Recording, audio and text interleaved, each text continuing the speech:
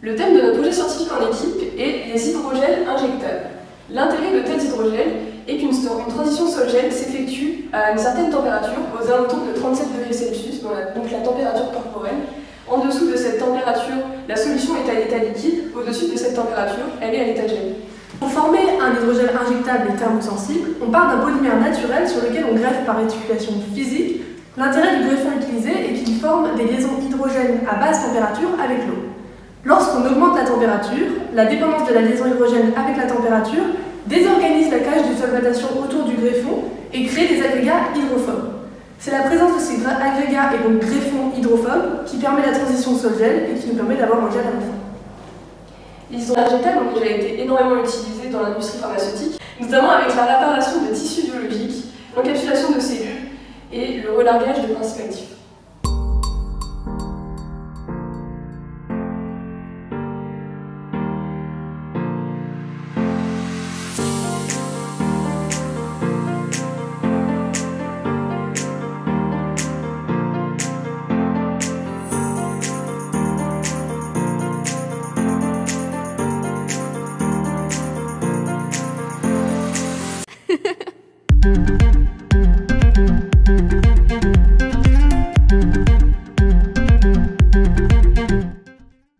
Nos hydrogels étaient bien thermosensibles et qu'on avait bien une transition sol-gel, nous avons utilisé une technique d'analyse qui s'appelle calorimétrie différentielle à balayage, ou DSC.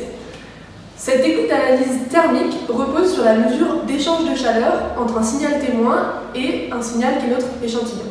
Pour cela, on place dans un four deux capsules hermétiques, une dans laquelle on a notre échantillon gel et une autre dans laquelle on place le solvant dans lequel on a fait notre gel, ici de l'eau milliporée.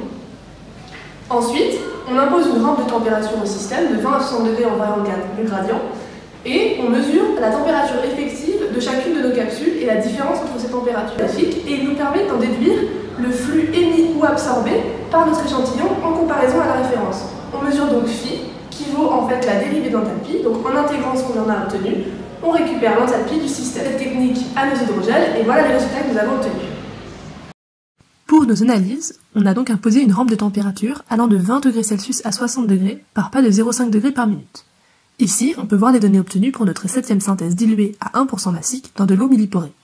Sur la descente de cette rampe, on a repéré un pic du flux de chaleur qui est justement la marque d'une transition sol-gel. En effet, elle se caractérise par une augmentation d'enthalpie, c'est une transition qui est exothermique. Notre transition, comme on le voit sur le graphique, a lieu environ vers 29 degrés Celsius.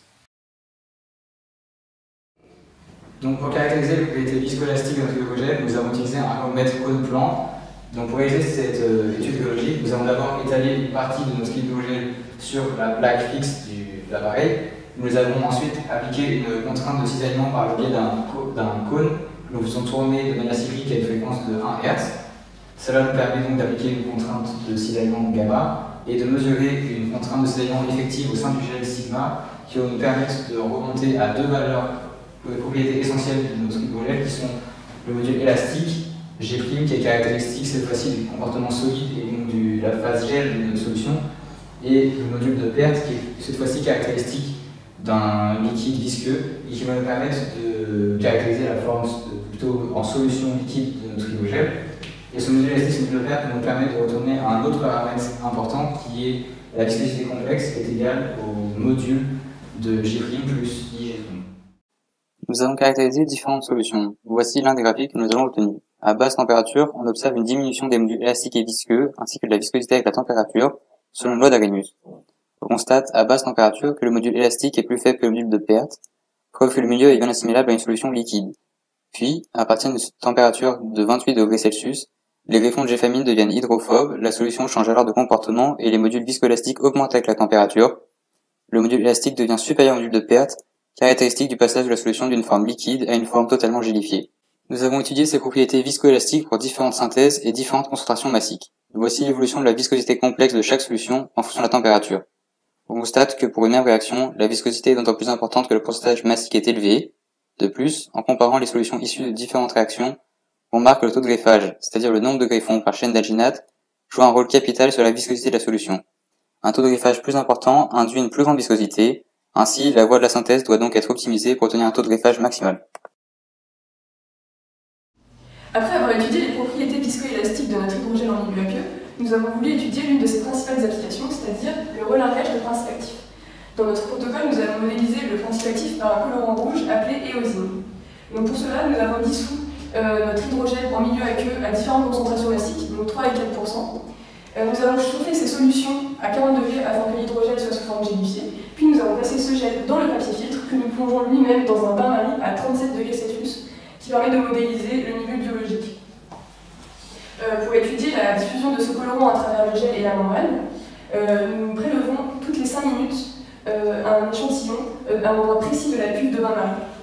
Nous mesurons ainsi l'absorbance grâce à un spectrophotométrie visible, ce qui nous permet de remonter à la concentration d'éosine à l'instant T dans le bain-marie grâce à la loi de Bernoulli.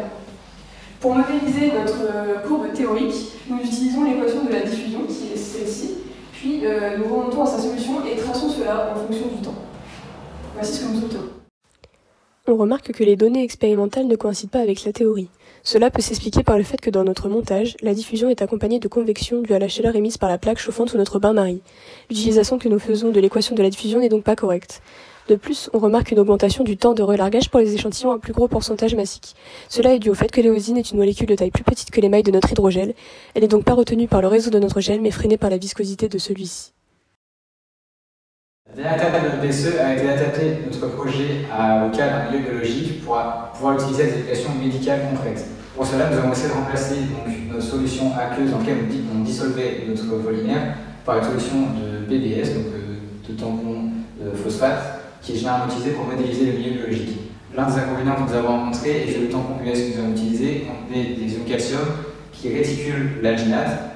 Ainsi, le polymère que nous avons utilisé perdait les caractères thermosensibles et donc n'était plus injectable. La gestion du tampon PBS sera l'un des axes de recherche majeurs dans le cadre de l'application de ces hydrogènes injectables à des fins biomédicales.